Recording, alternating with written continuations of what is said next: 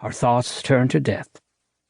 Perhaps you're of the opinion that it isn't healthy to think about death, that it drags a person down, fills them with hopelessness, is bad for the circulation. But we believe that one literally needs to be dead not to think about death. Have you, on the other hand, ever considered how many things depend on coincidence? Maybe everything. It can be a damned uncomfortable thought. There's seldom any sense to coincidence, making a person's life little other than aimless wandering, sometimes seeming to go in all different directions before stopping, frequently mid-sentence. Perhaps that's precisely why we'd like to tell you stories from our village and the surrounding countryside. We're not going to tell you about the whole village. We won't be going from house to house. You would find that intolerable.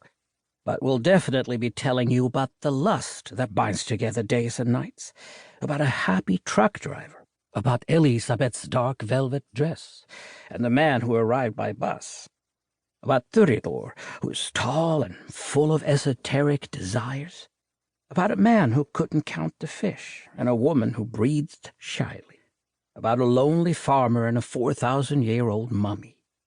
We're going to tell of everyday events, but also of those that are beyond our understanding, possibly because there are no explanations for them.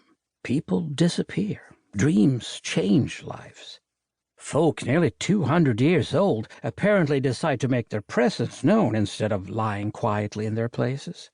And of course, we're going to tell you about the night that hangs over us and draws its power from deep in space, about days that come and go, about birdsong in the final breath.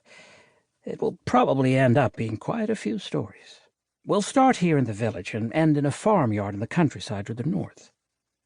And now we begin. Here it comes. The cheerfulness and loneliness, modesty and irrationality, life and a dream. Yes, dreams. The universe in a dark velvet dress. 1. One night he began dreaming in Latin. Tu igitur nihil vidis. It took a long time, however, to figure out what language it was. He himself thought that it was just made up. Many things dwell in dreams, etc. In those years, things looked considerably different here in the village. We moved a bit slower, and the co-op held everything together.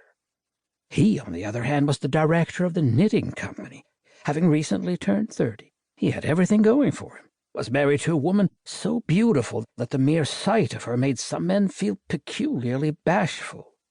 They had 2 children, and we expect that one of them, David, will appear later on these pages. The young director seemed born for victory. His family lived in the biggest house in the village. He drove a Range Rover, had his suits custom made. We were all gray in comparison with him. But then he began dreaming in Latin. It was the old doctor who finally determined what language it was. Sadly, though, he died shortly afterward, when Gudjon's damn dog leapt at him, barking, and his old heart gave out. We shot that cursed dog the very next day. If only we had done it sooner. Gudjon threatened to sue us, but then got another dog that proved to be even worse. Some of us have tried to run it over, but the creature is quick on its feet. The old doctor knew next to nothing in Latin, just a few words and the names of vital organs. But that was enough when the director managed to recall the aforementioned phrase. Those who start dreaming in Latin are hardly woven of everyday material. English, Danish, German, yes, French, and even Spanish. It's good to know some of these languages. They expand your world, but Latin, that's something else entirely. It's so much more that he hardly dared try to explain it further. But the director was a man of action. Few things stood in his way. He wanted to have control over everything around him, and thus found it frustrating when his dreams filled with a language that he did not understand at all. There was only one thing to do about this: go south to the capital and sign up for an intensive 2-month private course in Latin. He was so stylish in those years, almost to the point of impudence.